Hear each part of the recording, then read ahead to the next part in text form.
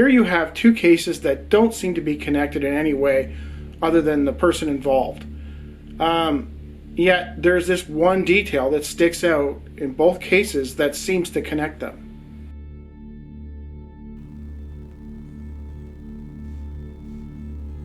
Over the course of 3 months in 1995, Margaret Bergkvist claims that she had several strange experiences. In this video, I'm going to delve into these experiences. Through the window of her Ogre Vambo, Sweden home, 79-year-old Margaret Bergkvist saw at a distance a sphere of light which slowly moved above the edge of the forest. It was December 1975, just before 9 in the evening. She had gone into the bedroom to switch off her radiator when something outside caught her attention. Pulling back the curtain, that's when she saw it. She was paralyzed and could not take her eyes off of it. Margaret's house was situated across a field, the tree line, a small village road.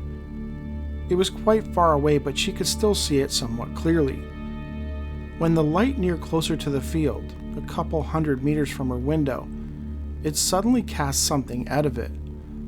Margaret likened it to a dark, quote, rope cord. At the same time, a transport was traveling on the road. 2 light beams shone onto the roof of the vehicle. The truck, Margaret noticed, was all over the road, as if something was impeding its ability to drive straight. The sphere, which was at a very low height, continued to come closer. The light it gave off was intense. Just at the side of the object was something which Margaret thought looked like a large cloth. As she stared, the cloth or material suddenly changed into something akin to a round, quote, cushion, surrounded by a coarse, quote, iron railing. On the left side were 4 dark spots with spikes. The cushion, for lack of a better word, was lit with a natural light color and looked to have a rough linen structure. It was in fact very much like the curtains Margaret had in the window in her kitchen. The thick, long cushion was pointing up towards the sky. Margaret began to wonder how long this object would remain there. Suddenly the cushion completely disappeared. Now there appeared a large silver-colored area at the side. She was transfixed on it. It was heavenly. I was fascinated. The surface kind of flowed and took the form of a flat diamond. From the top point was a long, thin antennae with a rectangular shape at the top. From there were stacked 4 others directed upwards, stuck out. They vibrated. As Margaret continued to examine the object, which was now far closer than she felt comfortable with, she began to realize that spikes seemed to be sticking out from the object, giving off light and vibrating. In the middle of the object sat 2 very oblong vertical windows. The upper part of these windows moved. It was like a mosaic of light and dark pieces of glass, similar to a kaleidoscope, each prism falling from one position to another before settling into one place. Between the windows was something round, perhaps an opening or an additional window, she guessed. On the right underside of the craft, a stack of 4 parts stuck out like, quote, cotton reels. On them were vibrating blue-gray things. She noted that these things reminded her of, quote, leaves on a tree. They moved as if they billowed or surged back and forth like waves on the sea. As Margaret stared at them, she noted that it was as if some kind of rope was on the upper part of the window. Everything was so strange, she noted. When she looked back again at the window, it suddenly began to become illuminated, like somebody inside had turned on a light. That's when she began to make out some kind of presence behind the window. There was someone there, and Margaret sensed that they were watching her. It was at that moment she realized how utterly bizarre it all was. Whatever this thing was, it wasn't normal. It wasn't a plane, it wasn't a helicopter, it was not any conventional object she was aware of. And now somebody on board that whatever it was apparently watching her. That proved to be too much for her, and she immediately pulled back from the window and shut the curtains. She quickly walked to her phone and dialed up her son. Lena, his wife, answered. Their home was only a few 100 meters from Margaret's. Margaret related that she had seen something strange. Lena had been busy washing her clothes and hadn't noticed anything unusual. She wondered if her mother-in-law had possibly seen one of the power station vehicles and had become confused. Margaret did not believe it was that. The next day, Margaret decided to notify a UFO group about her sighting in hopes that they might be able to figure out what she saw. Gudrun Anderson of the Wasserslagen UFO Society immediately got involved in the case. She attempted to confirm some details. She called the local power company, Telia, Roadworks, and SJ Rail, and asked if they had any vehicles out that night. The company official told them that they didn't, so she was able to confirm that it wasn't the power company that Marguerite had witnessed that night. She did manage to find 2 more witnesses, though.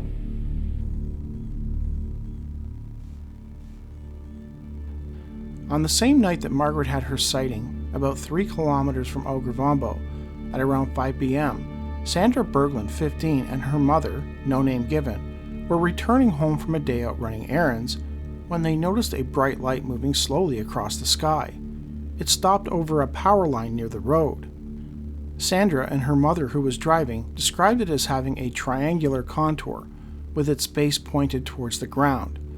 It had 3 lights on it, green, white, and red. The object remained stationary in the sky, seemingly vibrating for around 3 to 5 minutes. It then slowly drifted away over the forest.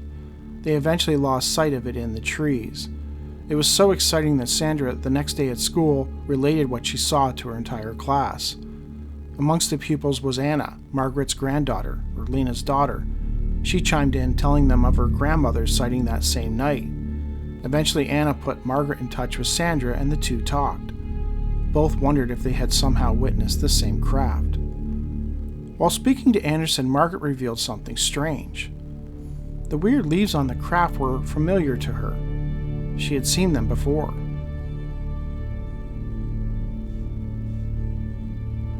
Margaret told Anderson that 3 months earlier, in September, she had spent a few weeks recuperating at the Ludvika hospital.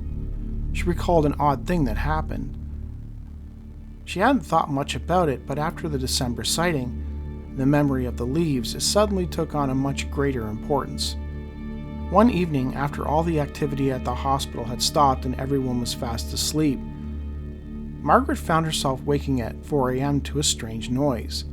It was continuous. She likened it to the sound of rustling leaves mixed with a whirring motor. She opened her eyes and noticed that the room was very dark. Knowing that another female patient was sharing the room with her, Margaret looked over to see if she was awake, and that is when she noticed that there were people in the room. From what she could tell, given how they were dressed, she assumed them to be medical personnel. There were 2 of them, and they were bent over the woman's bed, performing some type of procedure on her. To Margaret, it looked like they were trying to release some congestion in the woman's throat. That said, she still couldn't quite account for the strange noise. As well, she never saw the hospital workers' faces, as the room was very dark, but she noted that they appeared to be regular people. Or were they? She eventually drifted back to sleep.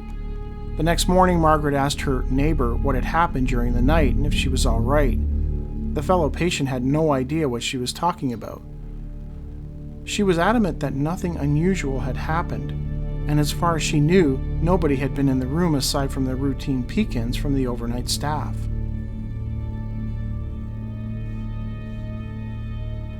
Margaret revealed to Anderson that when she saw the leaves, which were attached to the weird cotton reels on the object 3 months later, it struck her that she'd actually seen these leaves earlier, at the hospital in Ludvika. Investigator Gudrun Anderson noted that despite being in her late 70s, Margaret was very clear-sighted and had a decent recall. When she couldn't describe something, she merely compared it to something else, i.e. cloths, cushions, leaves, etc., in hopes of conveying the imagery. Curiously, when asked to delve further into the hospital experience, to talk about when she saw the leaves versus just hearing them, Margaret had great difficulty, as if something was hindering her ability to talk about that aspect of the experience. It was obvious to Anderson that more had happened to Margaret that night in the hospital, though her memory of it was fleeting, like fragments. as if she was seeing snapshots of the experience rather than remembering it. Margaret could not, for whatever reason, unpack it, and she did not know why. So what happened in the hospital? She said that when she woke up to the sound of this whirring sound and leaves rustling, she said that it was very dark in the room. It was obviously dark enough that she took note of it. When she looked over, she observed these two figures. She never saw their faces. It was dark, and she had just assumed they were doctors or something working on her neighbor. I wonder if she was even in a hospital at all.